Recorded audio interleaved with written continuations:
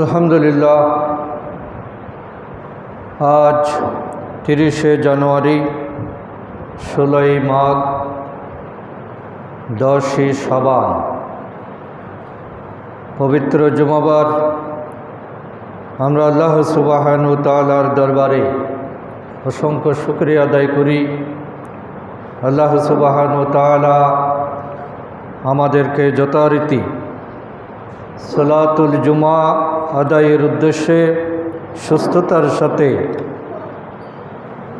আজকে হাজির হবার সুযোগ দিয়েছেন। আমরা সবাই পড়ি আলহামদুলিল্লাহ। আর কয়েকদিন পরেই আমাদের মুসলমানদের জীবনে একটি গুরুত্বপূর্ণ রাত, পবিত্র লাইলাতুল বারাত আমরা পাব ইনশাআল্লাহ। পবিত্র শাবান মাসের 14 তারিখ, যাকে হাদিসের ভাষায় নিসফে শাবান বলা হয়, শাবানের মধ্যরাত, দিবাগত রাত, সেই লাইলাতুল বারাত আমরা পালন করব ইনশাআল্লাহ। এ রাতে আল্লাহ তাআলা মুমিনদের জন্য বিশেষ রহমত এবং ক্ষমার কথা ঘোষণা করেছেন। আমরা বেঁচে থাকার জন্য নিয়মিত যেমন কিছু খাবার খেতে হয়, যে খাবারগুলো আমাদের শারীরিক প্রয়োজন মেটায় এবং আমাদের যেটা ক্ষয় হয় সেটা আবার পূরণ হতে সহায়তা করে। রেগুলার খাবার গ্রহণের মাধ্যমে আমাদের শারীরিক দুর্বলতা এবং যেটা ঘাটতি, এটা আমরা পূরণ করতে পারি। কিন্তু এর পাশাপাশি রোগ প্রতিরোধ ক্ষমতা এবং খাবারের মধ্যে বৈচিত্র্য আনার জন্য স্পেশালি আল্লাহ তাআলা কিছু মৌসুমি খাবারের ব্যবস্থা করেছেন। বিভিন্ন মৌসুমি ফলমূল আল্লাহ এজন্যই দিয়েছেন যে রেগুলার খাদ্য গ্রহণের পাশাপাশি এই স্পেশাল খাবারগুলো মানুষের শরীর, মন, স্বাস্থ্য, সুস্থতা এবং রোগ প্রতিরোধ ক্ষমতা বৃদ্ধির জন্য এই মৌসুমি ফলগুলো অত্যন্ত উপকারী এবং প্রয়োজনীয়। তদ্রূপ আল্লাহ তাআলার সাথে আমাদের যেটা সম্পর্ক, যেটা রূহের সম্পর্ক, যেটা আত্মার সম্পর্ক, যেটা কলবের সম্পর্ক, যেটা মানসিক মজবুতি, এটাকে ঠিক রাখার জন্য আল্লাহ তাআলা আমাদেরকে কিছু রেগুলার ইবাদতের ব্যবস্থা করেছেন। বিশেষ করে দৈনিক 5 ওয়াক্ত সালাত, বছরে একবার রমজানের রোজা, জীবনে একবার হজ পালন করা, আর আর্থিক সামর্থ্য থাকা সপক্ষে যাকাত আদায়, এই ধরনের মৌলিক ইবাদতগুলোর মাধ্যমে আমরা মূলত আমাদের ইমানের যেটা রেগুলার খাদ্য, যেটা রূহের খোরাক, যেটা আল্লাহর সাথে সম্পর্কের মূল বিষয়, সেটাকে আমরা ঠিক রাখার চেষ্টা করি। একজন মানুষ যেমন সকালের খাবার খাওয়ার পরে দুপুরের খাবার না খেলে অথবা রাত্রের খাবার গ্রহণ না করলে যেভাবে দুর্বল হয়ে যায়, তদ্রূপ একজন ইমানদার মানুষ ফজরের নামাজ আদায়ের পরে জোহরের নামাজ, আসরের নামাজ, মাগরিবের নামাজ, ইশারের নামাজ টাইম মতো যদি সে সালাতগুলো আদায় না করে, তাহলে তার ইমানের মধ্যে দুর্বলতা এসে যায়। এই জন্য রেগুলার এই ইবাদতগুলো আল্লাহ তাআলা আমাদের জন্য ব্যবস্থা করেছেন, যাতে আমরা আল্লাহ থেকে কখনো দূরে সরে যেতে না পারি। শয়তানি ওয়াসওয়াসা, জৈবিক চাহিদা এবং দুনিয়াবি বিভিন্ন প্ররোচনার কারণে, লোভের কারণে ভোগের কারণে আমরা যাতে আল্লাহর কাছ থেকে দূরে সরে না যাই, এই জন্য আল্লাহ তাআলা রেগুলার নিয়মিত আজীবনের জন্য কিছু ইবাদতের ব্যবস্থা করেছেন। তদ্রূপ মৌসুমি খাবারের ন্যায় আল্লাহ তাআলা বছরের বিশেষ কিছু দিন রেখেছেন, রাত রেখেছেন, যেগুলো মৌসুমি ফল, মৌসুমি ফুলের মতো, খাবারের মতো আমাদের ইমানের শক্তি যোগায়, আমাদের ইমানের দুর্বলতা দূর করতে সাহায্য করে। এগুলো অনেকটা ইমানের ভিটামিন। শুধু ভাত খেলেই হয় না, সাথে ভিটামিন খেতে হয় ভাতগুলোর পুষ্টি পাওয়ার জন্য।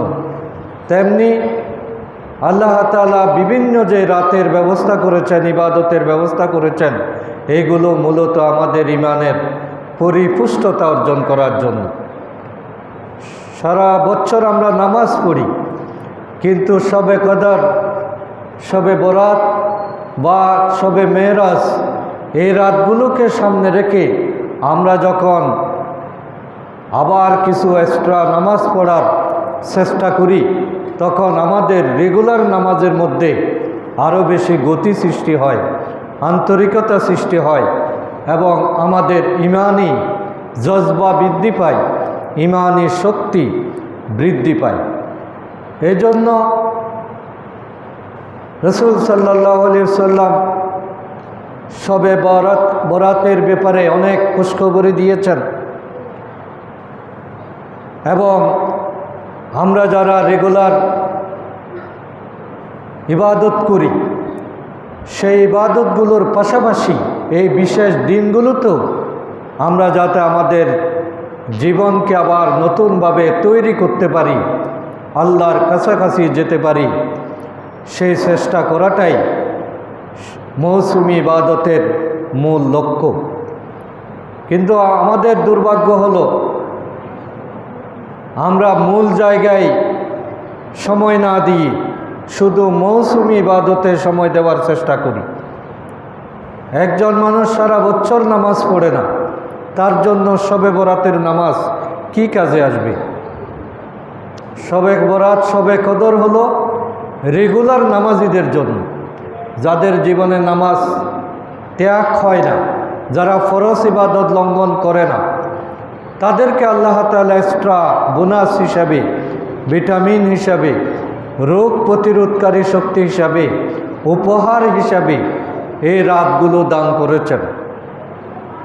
এই জন্য এই রাতগুলো থেকে উপকার পাওয়ার জন্য আমাদের রেগুলার ফরজ, ওয়াজিব, সুন্নাত এবং যেগুলো মূল আল্লাহর সাথে সম্পর্কের রক্ষা করার যে মূল ইবাদত, মূল দায়িত্ব, এগুলো কিন্তু বাদ দেওয়া যাবে না।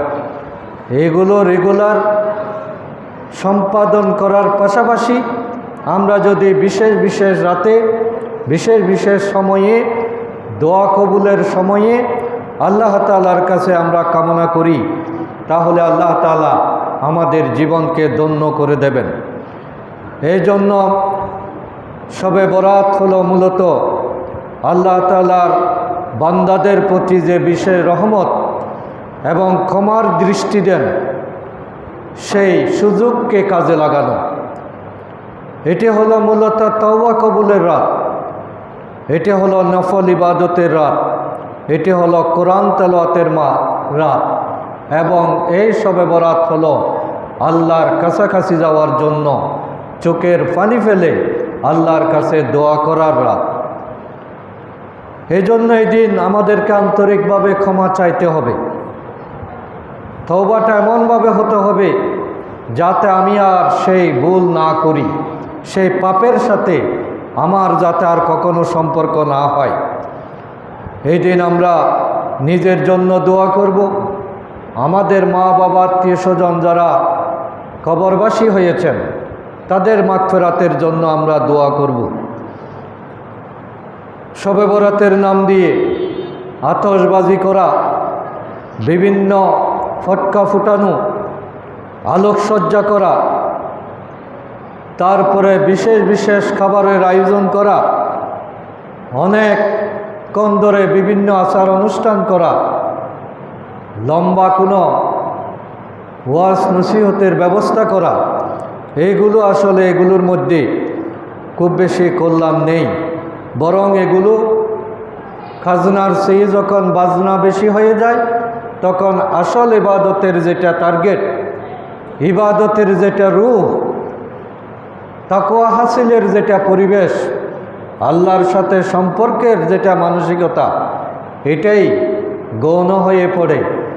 এবং এই আলোকসজ্জা, ধুমধাম, খাওয়া দাওয়া, বক্তব্য, বিবৃতি, দল বেঁধে ইবাদত, জিকির, কবরস্থানে ভিড় করা, এইগুলোর কারণে শবে বরাতের মূল উদ্দেশ্যটাই ব্যর্থ হয়ে যায়।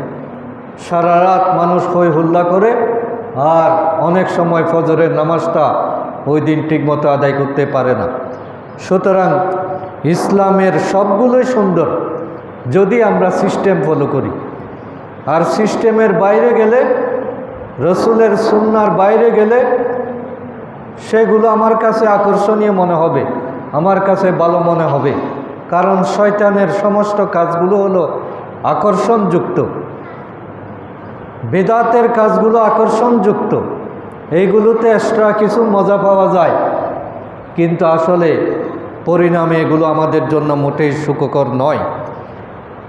এই শবে বরাতের সবচেয়ে সুন্নতি আমল হলো আমরা রোজা রাখার চেষ্টা করব।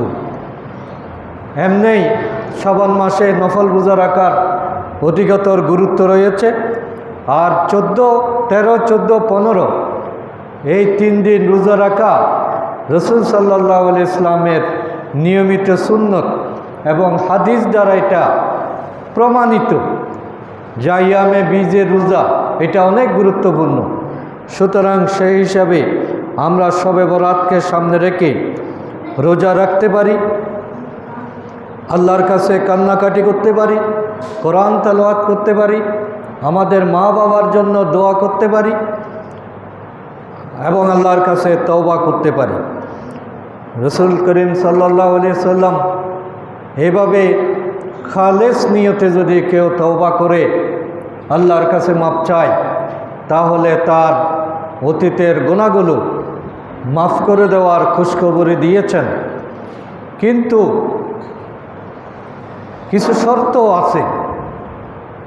রসুল সাল্লাল্লাহু আলাইহি ইসলাম কাদেরকে মাফ করবেন বলেছেন? সবাইকে মাফ করে দেওয়া হবে, কিন্তু কিছু মানুষের গুনাহ ওই রাতেও আল্লাহ মাফ করবেন না। তার মধ্যে 1 নাম্বার হলো যারা ইবাদতের সাথে শিরকে লিপ্ত হয়। এখানে শিরকের কথাটা 1 নম্বরে এসেছে এই কারণেই যে শবে বরাতে আমরা আল্লাহর কাছে চাইতে গিয়ে যতটুকু না আল্লাহর কাছে চাই, তার চেয়ে অন্যের কাছে চাওয়া শুরু করি বেশি। আমরা মনে করি যে মাজারে গেলে দোয়া কবুল হবে, বাবার কাছে চাইলে দোয়া কবুল হবে, এই জন্য ওই রাইতে মাজারে মাজারে মানুষ ভিড় করে, অথচ চাওয়ার কথা ছিল আল্লাহর কাছে। এই জন্য আল্লাহ বলছেন, তোমরা যা কিছু চাইবে, কান্নাকাটি করবে, শুধু আমার কাছে। এই জন্য আল্লাহ রসুল সাবধান করেছেন যে আল্লাহর কাছে চাইতে গিয়ে দুনিয়ার কেউ দিতে পারে, কারো কাছে পাওয়া যায়, কোথাও গেলে তোমার উদ্দেশ্য পূর্ণ হবে, এই ধারণা যদি তুমি পোষণ করো, তাহলে শবে বরাতে তোমার কোনো দোয়াই আল্লাহ কবুল করবেন না। এই জন্য আমার কোনো ধরনের চিন্তাভাবনা, কাজকর্ম, মোনাজাত, কান্নাকাটি, চাওয়া পাওয়া, আকাঙ্ক্ষা, প্রার্থনা, এগুলোর সাথে অন্য কোনো সত্তা মিশে যাচ্ছে কিনা, এটা খেয়াল রাখাটা এই রাতের সবচেয়ে গুরুত্বপূর্ণ বিষয়। সকল প্রকার চিন্তা, আকীদা, ইবাদত, কান্নাকাটি, চাওয়া পাওয়া, দেওয়ার ক্ষমতা, নেওয়ার ক্ষমতা, লাভ করার ক্ষমতা, ক্ষতি করার ক্ষমতা, অভাব পূরণ করার ক্ষমতা, কষ্টে ফেলার ক্ষমতা, সব কিছু মনে করতে হবে শুধুমাত্র আল্লাহ তাআলার কাছেই এই ক্ষমতাটা রয়েছে। দুনিয়ার সবাই চেষ্টা করলেও আমার কোনো কিছু করতে পারবে না যদি আল্লাহ না চান। আর আল্লাহ যদি চান কেউ আমাকে রক্ষা করতে পারবে না, এই ধারণা পোষণ না করলে, তাওহীদ ভিত্তিক নির্ভেজাল আকীদা, নির্ভেজাল ঈমান যদি সৃষ্টি না হয়, তাহলে শবে বরাত থেকে কল্যাণ পাওয়াটা কঠিন এবং অসম্ভব। রাসূল সাল্লাল্লাহু আলাইহি সাল্লাম আরেকটি বিষয়ে দৃষ্টি আকর্ষণ করেছেন যে শবে বরাতে সকল মানুষের ইবাদত আল্লাহ কবুল করবেন, কিন্তু যাদের মনে হিংসা আছে, হিংসাযুক্ত হৃদয়, এই হৃদয়ের কান্না, এই হৃদয়ের আকুতি আল্লাহর কাছে পৌঁছে না। হৃদয়কে পরিষ্কার করতে হবে। হিংসা মানে হলো অন্যের ভালো দেখলে যদি আমার খারাপ লাগে, অন্যের উন্নতি দেখলে যদি আমার মন খারাপ হয়, অন্যের আরামটা যদি আমার কাছে বেদনার কারণ হয়, তাহলে সেটা হবে হিংসা। এই হিংসা থেকে মুক্ত হতে না পারলে শবে বরাত আমাদের জন্য কোনো কল্যাণ নিয়ে আসবে না। এর পাশাপাশি মা বাবার যারা নাফরমান, তাদের দোয়া কবুল না হওয়ার কথা বলা হয়েছে। আজকে অনেক জায়গায় আমরা দেখতেছি আমাদের সন্তানেরা তাদের পিতামাতার মিনিমাম হক আদায় করার চেষ্টা করে না, বরং অসম্মান করে, তাদের কষ্ট দেয়। এই ধরনের নাফরমান বান্দার দোয়া শবে বরাতেও কবুল হওয়ার কথা নয়। অর্থাৎ আমাদের পারিবারিক জীবন, সামাজিক জীবন এবং আল্লাহর সাথে যেটা আমাদের সম্পর্ক, এই বিষয়গুলো যদি বিশুদ্ধ না হয়, তাহলে শবে বরাত আসবে যাবে, কিন্তু আমাদের কপালের ভাগ্য বদলাবে না। আমাদের আল্লাহর সাথে যেই উদ্দেশ্যেই আল্লাহ তাআলা এই অফারগুলো দিয়েছেন, এই বোনাসের রাতগুলো দিয়েছেন, এগুলো আমরা হাসিল করতে পারবো না। এই জন্য পাত্র পরিষ্কার করাটা জরুরি। ভালো জিনিস রাখতে হলে আগে হৃদয়কে নিষ্কলুষ করতে হবে, হৃদয়কে উদার করতে হবে, অহংকার মুক্ত করতে হবে, হিংসা মুক্ত করতে হবে এবং নিজের বিবেক, মন, এটা আল্লাহমুখী হওয়াটা জরুরি। এজন্য শবে বরাতের মূল দাবি হলো মূলত তাওহীদ ভিত্তিক, শিরক মুক্ত, হিংসা মুক্ত, সম্প্রীতির একটি সমাজ প্রতিষ্ঠা করা।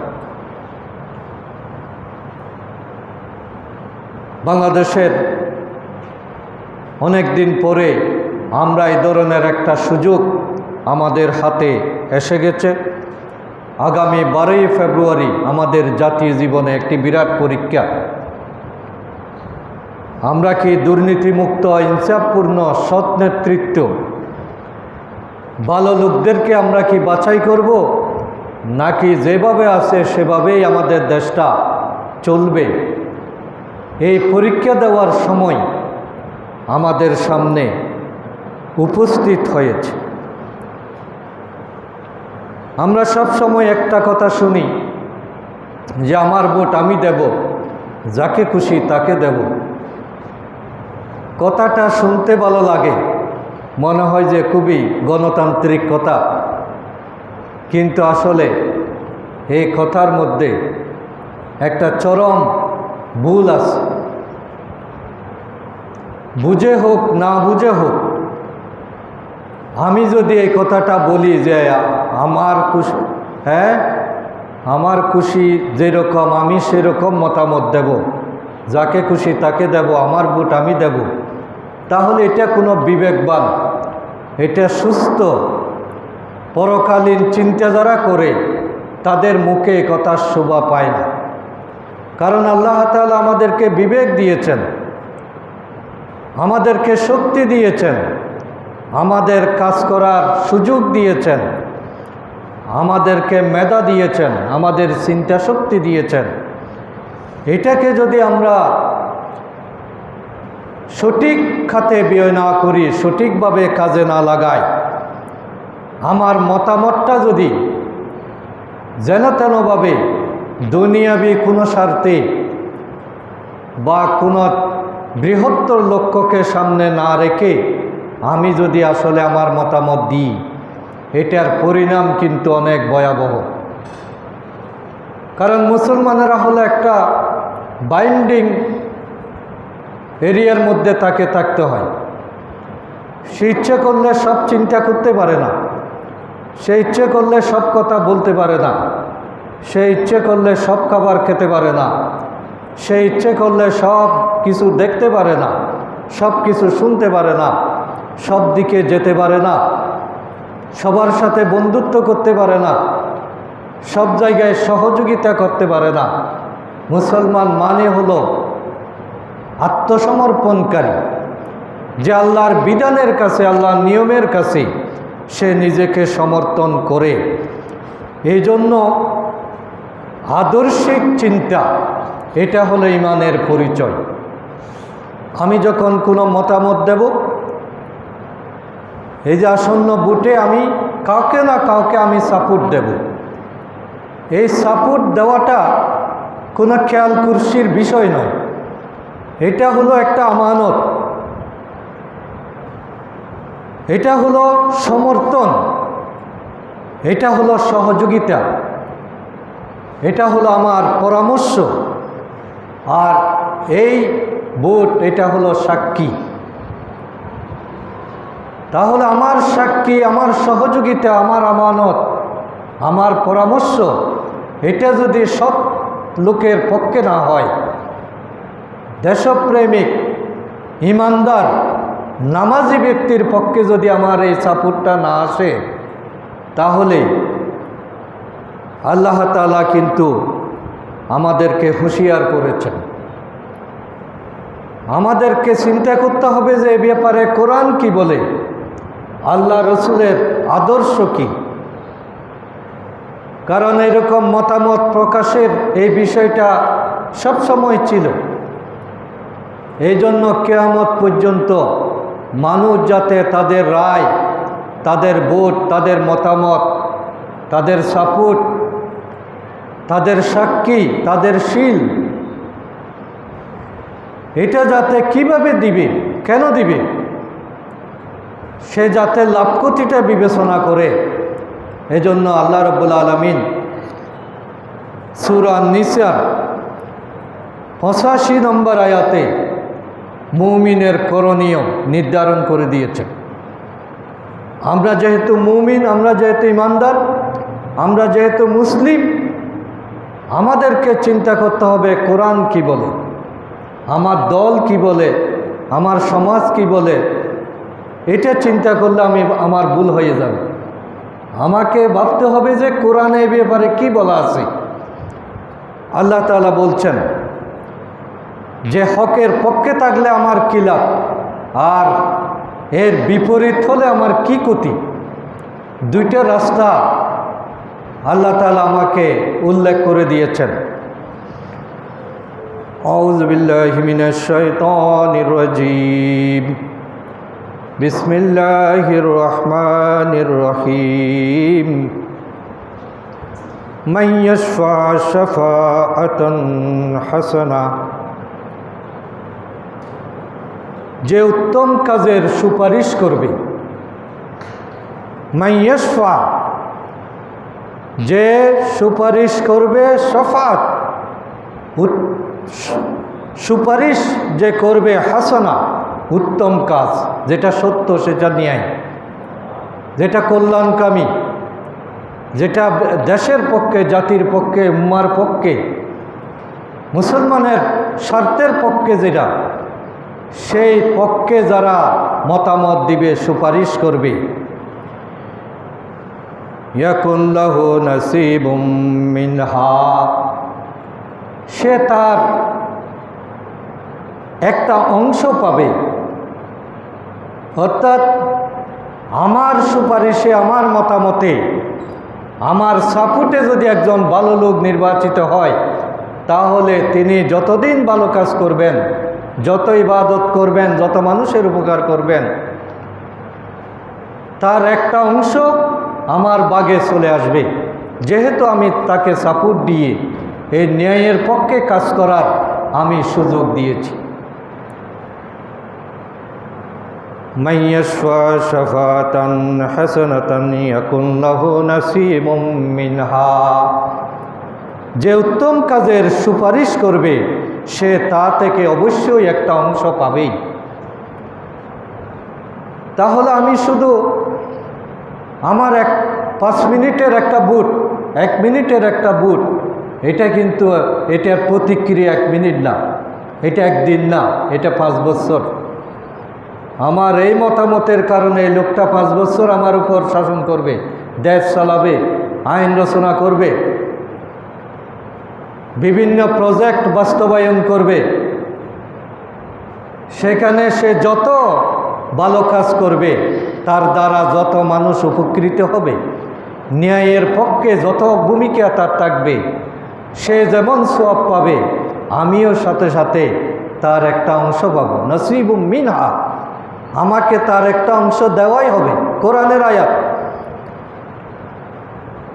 ওয়া মান ইয়াশফা শাফাতান শাফাতান সাইয়্যাতান ইয়াকুন লাহু কিফলুম মিনহা, আর যে মন্দ কাজের সুপারিশ করবে, আমার এই ভোট, আমার এই মতামত, আমার এই রায় যদি খারাপের পক্ষে চলে যায়, ওয়া মান ইয়াশফা শাফাতান সাইয়্যাত ইয়াকুন লাহু কিফলুম মিনহা, আমি যদি খারাপ লোককে নির্বাচিত করে ফেলি, আমার আত্মীয় কিন্তু বেনামাজি, আমার দেশের কিন্তু নীতি নৈতিকতা নাই, সততা নাই, চরিত্র নাই, আমি নিজস্ব কিছু সুবিধার জন্য, রাস্তাঘাটের জন্য, চাকরির জন্য, আমার আর্থিক সুবিধার জন্য আমি একজন খারাপ লোককে সাপোর্ট দিয়ে দিলাম।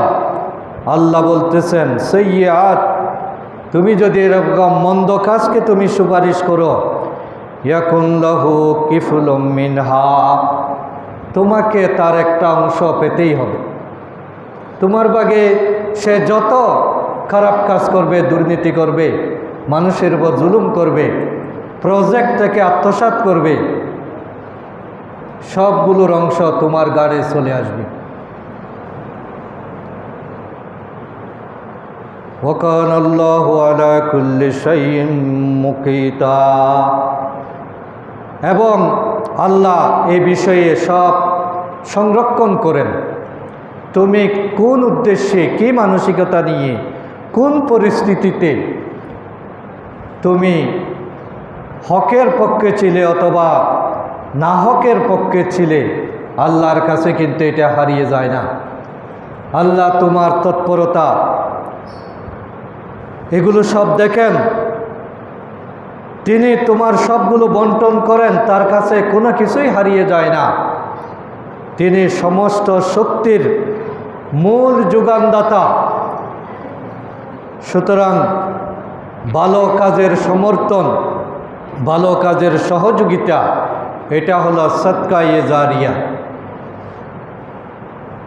এটা ওই দিনের জন্য না, এটা যতদিন চলবে ততদিন সওয়াবের অংশ আমাদের আমলনামায় যুক্ত হতে থাকবে।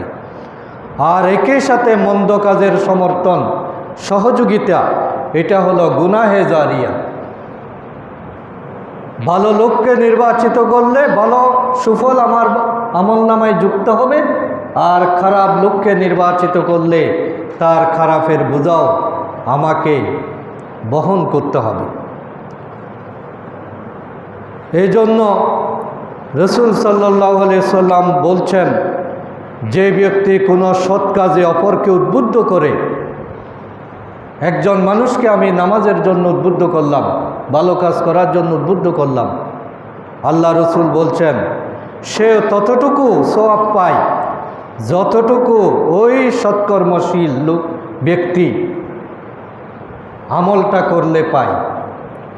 আমার পরামর্শের কারণে, আমার সহযোগিতার কারণে, আমার সাপোর্টের কারণে কেউ যদি একটা ভালো কাজ করে, তাহলে সেই ভালো কাজের অংশটা আমার মাঝেও চলে আসে। ওই ব্যক্তি কাজ করে যা পেল, আমি সমর্থন করার কারণে আমিও কিন্তু একই সওয়াবের অধিকারী হলাম। সুতরাং একজন ভাইয়ের প্রতি, একজন প্রার্থীর প্রতি সবচেয়ে বড় মুসলিম হিসাবে আমাদের দয়া হলো, এহসান হলো, সাহায্য হলো যদি আমি তাকে সততার পক্ষে থাকতে সহযোগিতা করি। দ্বীনের সবচেয়ে বড় পরিচয় হলো আদ-দীন ও নসিহা, দ্বীন হলো কল্যাণ কামনা করা। একজন ভালো মানুষকে যদি আমি ভালো কাজ করার জন্য সাপোর্ট দিই, তাহলে তাকে আমি কল্যাণের দিকে এগিয়ে নেওয়ার সুযোগ দিলাম। আর একজন খারাপ লোককে যদি আমি পরাজিত করি, সেটাও তার জন্য কল্যাণ, কারণ সে আরও বেশি মানুষের ক্ষতি করার সুযোগ পাবে না। এই জন্য মজলুমকে সহায়তা করা মানে হলো তাকে ভালো কাজ করতে সহায়তা করা, আর জালেমকে উপকার করা মানে হলো তাকে খারাপ থেকে বাঁচিয়ে রাখার সহযোগিতা করা। এই জন্য যিনি সৎলোক তিনি নির্বাচিত হওয়াটাই তাকে সহযোগিতা, এটাই মুমিন হিসাবে আমার দায়িত্ব। আর যিনি অসৎ, যিনি দুর্নীতিবাজ, যিনি দেশের জন্য ক্ষতিকর, তাকে সাপোর্ট না করাটাই ওই ব্যক্তির প্রতি এহসান, এটাই তার প্রতি কল্যাণ কামনা। এই জন্য একজন আদর্শ নেতা আমরা কিভাবে বাছাই করব? আমরা যে সাপোর্ট দেব কোন কোন গুণাবলীর ভিত্তিতে? আমরা তো নগদ কিছু গুণাবলী চাই, যে এই লোকটা রাস্তা করতে পারবে কিনা, চাকরি দিতে পারবে কিনা, আমার কোনো উপকারে আসবে কিনা, আমার আত্মীয় কিনা, আমার প্রতিবেশী কিনা, এইগুলো আমাদের দৃষ্টিতে আগে চলে আসে। কিন্তু আমরা যদি এই পার্লামেন্ট, এটা কোনো রাস্তাঘাটের কাজ নয়, এটা হলো দেশের পলিসি নির্ধারণ করা, দেশের কাঠামো ঠিক করা, আদর্শ বাস্তবায়ন করা। একটা দেশ যদি দুর্নীতিমুক্ত না হয়, ইনসাফ যদি কায়েম না হয়, তাহলে আপনি রাস্তাঘাট দিয়ে কি করবেন? কলকারখানা দিয়ে কি করবেন? এগুলো তো সন্ত্রাসীরা দখল করবে। আপনার ব্যবসা তো আপনি চালাতে পারবেন না। এই জন্য ভালো লোক বাছাই করার জন্য আমাদেরকে আল্লাহ রসুল সাল্লাল্লাহু আলাইহি ওয়াসাল্লাম কিছু কোয়ালিটির কথা বলেছেন। এক নাম্বার কোয়ালিটি হলো, আমি যাকে রায় দিচ্ছি, আমি যাকে সাপোর্ট করছি, তিনি দুনিয়াবি এবং আখিরাত কেন্দ্রিক যেটা জ্ঞান, ইহলৌকিক এবং পারলৌকিক, এই জ্ঞানী কিনা। আমাদের অধিকাংশ প্রার্থী দুনিয়াবি জ্ঞানে শিক্ষিত, ডাক্তার, ইঞ্জিনিয়ার, ডক্টরেট বা অনেক কিছু তার সার্টিফিকেট, কিন্তু ঠিকমতো নামাজটা পড়তে জানে না, রুকু কিরাত শুদ্ধ নাই, জানাজার নামাজ আদায় করতে পারে না, তায়াম্মুমের ফরজ কয়টা জানে না। তাহলে এই নেতা দিয়ে আপনি কি করবেন? সুতরাং নেতা বাছাইয়ের এক নম্বর কাজ হলো, যিনি নেতা হবেন তিনি পার্লামেন্টে যেভাবে সংবিধানের পক্ষে কথা বলবেন, তেমনি একই ব্যক্তিকে বাইতুল মোকাররম মসজিদে গিয়েও জনগণকে দিক নির্দেশনা দেওয়ার যোগ্যতা থাকতে হবে। তিনি রাষ্ট্রের ইমাম আর পাশাপাশি মসজিদেরও ইমাম। এটাই হলো নেতা বাছাইয়ের এক নম্বর কোয়ালিটি। আমরা এই জায়গায় ভুল করি বলেই আমরাও কিন্তু বারবার ধরা খাই। আমাদের নেতারা পার্লামেন্টে ফিট, কিন্তু মসজিদে ফিট না। তারা দুনিয়াবি জ্ঞানে শিক্ষিত, কিন্তু আখিরাতের জ্ঞানে মূর্খ। তাহলে এই ধরনের নেতাকে সাপোর্ট দেওয়া যাবে না। আমাকে আগে চিন্তা করতে হবে যে আমার এই নেতা আমার আখিরাতের চাহিদা মেটাতে পারবেন কিনা, তার পিছনে আমি নামাজ পড়তে পারবো কিনা, তিনি আমার মায়ের জানাজা আদায় করতে পারবেন কিনা, তিনি পরকালকে ভয় করেন কিনা, তার মধ্যে তাকওয়া আছে কিনা। দুনিয়ার কেউ জানুক না জানুক, এই ব্যক্তি আল্লাহকে ভয় করে, মানুষের হক আদায় করার চেষ্টা করবে কিনা।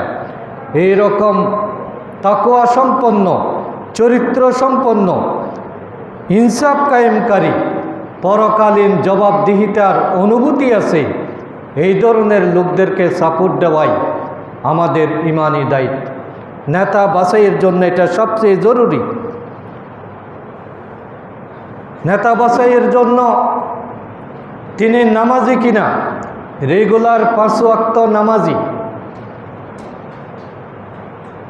এটা চিন্তা করাটা মুমিনের উপর ফরজ। আপনি যদি কোনো বেনামাজিকে নেতা নির্বাচিত করেন, তাহলে ওই যে আয়াতটা বললাম সূরা নিসার 85 নম্বর আয়াত, আপনি সারা জীবন ওই গুনার বাগী হবেন। সে নামাজ না পড়ে যেরকম গুনাহগার, আপনি ভোট দেওয়ার কারণে আপনি একইভাবে গুনাহগার হবেন। একজন নেতার প্রধান কোয়ালিটি হলো তাকে নামাজি হতে হবে। ভোট আসলে অনেকে মৌসুমি নামাজি হয়, ওরকম না। আসলে সত্যিকার সে সারা বছর নামাজের পাবন্দি কিনা, এটা ভালো করে খোঁজখবর নিতে হবে। নামাজের পরীক্ষায় ফেল,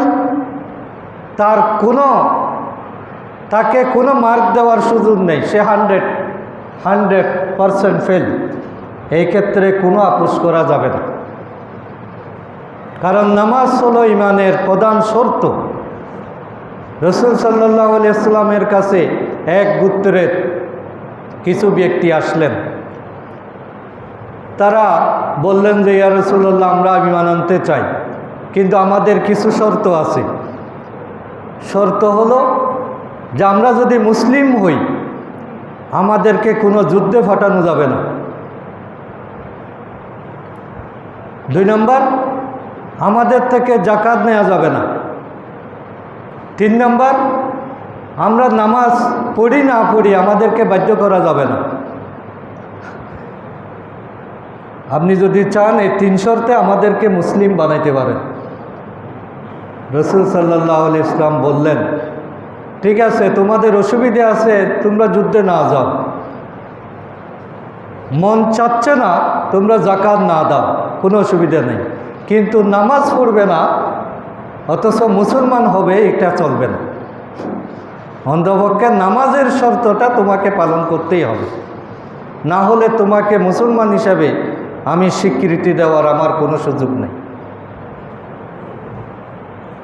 তাহলে চিন্তা করেন, জিহাদ আল্লাহ রসুল মাফ করে দিয়েছেন, যাকাত মাফ করে দিয়েছেন, কিন্তু নামাজ মাফ করেন না। আজকে আমরা নামাজও পড়ি না, মুসলমানও থাকি, নামাজও পড়ি না, বেহেশতেও যাওয়ারও আশা করি। আমরা বলি যে লোকটা আসলে ভালো, কিন্তু নামাজ পড়ে না, তাহলে এটা হয় না। এই জন্য নামাজি নেতৃত্ব বাছাই করা, এটা কিন্তু আমাদের জন্য অত্যন্ত জরুরি। তাকে আমানতদার হতে হবে, সৎ হতে হবে, বিশ্বস্ত হতে হবে। যে প্রার্থীরা নির্বাচনের সময় কোটি কোটি টাকা খরচ করে, এটা তো সামান্য সাধারণ বিবেকের কথা। যে ব্যক্তি ভোটের আগে এত কোটি টাকা খরচ করে, সে নির্বাচিত হওয়ার পরে এই টাকাগুলো সে কীভাবে আদায় করবে? তার বেতন কত, তার সম্মানী কত? তার দুর্নীতি ছাড়া তো কোনো উপায় নাই। এই জন্য যারা ভোটের আগে টাকা দিতে চায়, এগুলোতে দুর্নীতি করবে, এটা তো নিশ্চিত। আপনি তাকে সুযোগ দিচ্ছেন, আপনি মনে করতেছেন আমি 1000 টাকা পেলাম, 500 টাকা পেলাম, আমার লাভ হলো, কিন্তু 1000 টাকার বিনিময়ে সে যে নির্বাচিত হলে 1 লাখ টাকা আপনার ক্ষতি করবে, এটা কি আমরা চিন্তা করা উচিত নয়? দেশটা তো এভাবেই নষ্ট হচ্ছে। আমরা যদি সবাই ঐক্যবদ্ধ থাকতাম যে কোনো টাকা দিতে চায় যারা, তাদেরকে আমরা ভোট দেব না, কারণ তুমি এই টাকাগুলো কোত্থেকে দিচ্ছ, তাহলে এভাবে আমানতদার, সৎ এবং বিশ্বস্ত আমানতদারি আছে কি না? এখন ভোটে দাঁড়ানোর আগে কোটি কোটি টাকা সে ব্যাংক থেকে খেয়ে ফেলেছে, ঋণ খেলাফি। ৪৫ জন প্রার্থী বর্তমানে ঋণ খেলাফি, যাদের ব্যাংক ঋণের পরিমাণ কয়েকশো কোটি টাকা। এরা কি এমপি হলে এই টাকাগুলো কি আদৌ দিবে? এবং এগুলো খোঁজার সাহস কারো আছে? তা আমরা সামান্য কথা এগুলো আমরা কেন বুঝি না? আমার বোঝা আছে। আমাদেরকে তো চিন্তা করা দরকার যে যারা এইভাবে আমাদের দেশটাকে শেষ করে দিল, কোটি কোটি টাকা পাচার করে আমাদেরকে গরিব বানিয়ে ফেলল, আমাদের সন্তানদের ভবিষ্যৎকে অন্ধকার করে দিল, আমাদের ছেলে মেয়েগুলো চাকরি পাচ্ছে না, তাদের ছেলে মেয়েগুলো তো সব বিদেশে পড়াশোনা করে। কোনো নেতার ছেলে মেয়ে এখানে আছে? ওদের হলফনামায় আপনি দেখেন কত কোটি কোটি টাকার মালিক ওরা। তাহলে এই টাকাগুলো তো আমাদের থেকেই তারা নিয়েছে। সুতরাং আমরা যাতে সাময়িক আবেগের বশবর্তী হয়ে এটা না করি। মাইয়াশফা শাফাতান হাসানাতান ইয়াকুন লাহু নাসিবুম মিনহা। আমরা যদি সততার পক্ষে থাকি, ন্যায়ের পক্ষে থাকি, ওই ভালো লোকটা নির্বাচিত হলে আমরা আজীবন একটা সুফল আমলনামায় একটা সওয়াব জমা হতে থাকবে। ওয়ামাইয়াশফা শাফাতান সাইয়্যা। আর যদি আমি খারাপ লোককে নির্বাচিত করি, ইয়াকুন লাহু কিফলুম মিনহা, আমাকে ওই মন্দের বাক আমার কাঁধের মধ্যে অবশ্যই বহন করতে হবে। সুতরাং আমি সামান্য ভুল সারা জীবনের কান্না হিসেবে দেখা দেবে। কিয়ামতের দিন আমি হাজির হব, তখন নেতা সেখানে এগিয়ে আসবে না, আমার আমলনামায় আমাকে জান্নাতে নিবে, জাহান্নামে দেবে। এই জন্য কোনো আবেগ নয়, কোনো সাময়িক উত্তেজনা নয়, কোনো ব্যক্তির প্রতি ব্যক্তিগত প্রতিশোধ, রাগ বিরাগ অনুরাগ নয়, কোনো দলকে কে ফতোয়া দিল এটা চিন্তা নয়। আমার বিবেক দিয়ে, কোরআন দিয়ে, হাদিস দিয়ে এবং সামগ্রিক বিশ্ব পরিস্থিতি বিবেচনা করে আমাদের সিদ্ধান্ত নেওয়া উচিত। তাহলে হয়তো আল্লাহ তাআলা আমাদের কিছু সৎলোক, কিছু দেশপ্রেমিক আমানতদার নেতৃত্ব যদি আমরা সংসদে পাঠাতে পারি, তাহলে আমাদের দেশটা সুজলা সুফলা শস্য শ্যামলা সোনার বাংলা। এটা আসলেই সোনার বাংলা। শুধু দুর্নীতি, সন্ত্রাস, অনিয়ম এগুলো বন্ধ হলে এই দেশটাকে সাজাতে 3 বছরের বেশি সময় লাগবে না। 3 বছরের দেশ নিজস্ব মেরুদণ্ডের উপর দাঁড়িয়ে যাবে। 5 বছরে আপনি সুফল পেতে থাকবেন। এরপরে শুধু এগিয়ে যাওয়া আর এগিয়ে যাওয়া, আপনাকে আর পিছনে ফিরে তাকাতে হবে না। সবাই আমাদেরকে সালাম করবে।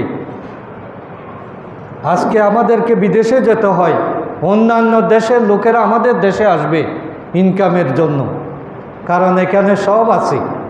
শুধু নেতৃত্বের দুর্নীতি এবং অব্যবস্থাপনার কারণে আমরা কিন্তু এগুলো ব্যবহার করতে পারছি না। আমাদের পার্বত্য চট্টগ্রাম, আমাদের সমুদ্রের যে বঙ্গোপসাগর এবং যে পরিমাণ খনিজ সম্পদ এখানে আছে, এগুলোর প্রপার ইউটিলাইজ হলে 2-1 বছরের মধ্যে দারিদ্রতা বিমোচন হবে। এখানে একটা মানুষও দরিদ্র থাকবে না। এজন্য আমরা একটু ভাগ্য পরিবর্তনের চেষ্টা করি, একটু সচেতন হই, একটু নিজের বিবেককে কাজে লাগাই। বিশেষ করে আজকে যে আয়াতের উপর আমি কথা বললাম, সূরা নিসার 85 নম্বর আয়াত, এই কোরআন, এই তাফসির আপনাদের সবার বাড়িতে আছে। আপনারা একটু খুলে দেখেন ওখানে কি বলা হয়েছে। কারো কথা বিশ্বাস করার দরকার নাই, কোনো ফতোয়া নেওয়ার দরকার নাই।